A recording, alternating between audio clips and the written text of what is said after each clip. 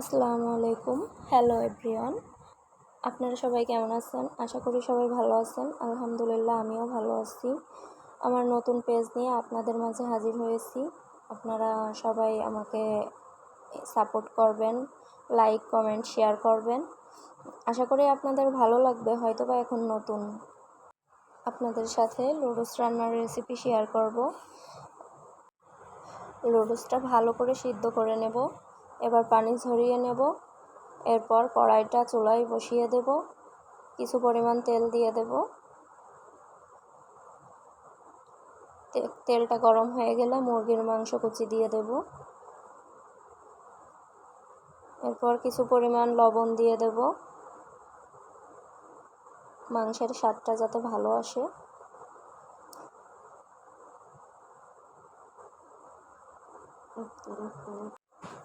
কিছু পরিমাণ পেঁয়াজ কুচি, কাঁচামরিচ কুচি, 2-3 কোয়া রসুনের কুচি। এটা ভালোভাবে নেড়ে চেড়ে লালচে করে ভেজে নেব।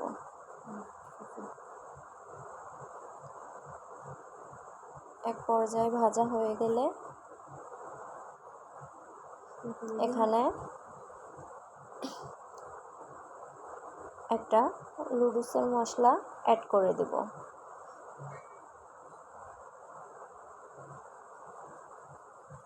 এর ভিতরে 2টা ডিম ভেঙে দিয়ে দেব।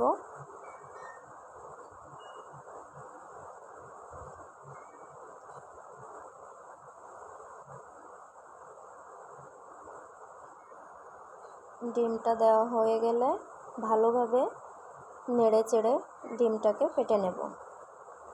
ডিমটা ফাটা হয়ে গেলে এর ভিতরে কিছু পরিমাণ সয়া সস দিয়ে দিচ্ছি।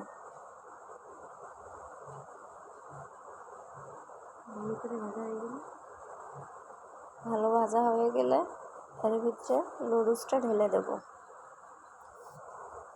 লুডুসটা ভালোভাবে নাড়াচাড়া করে এপিট ওপিট খুব ভালোভাবে মিশিয়ে এর ভিতরে কিছু লুডুসের মশলা ভালোভাবে অ্যাড করে দেওয়ার পর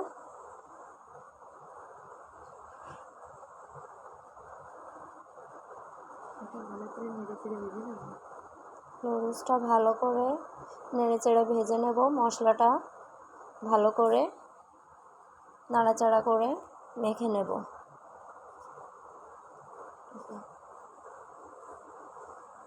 এর ভিতরে কিছু soya sauce, chilli sauce, tomato sauce add করে দেব। একটা লেবুর রস দিয়ে দিব।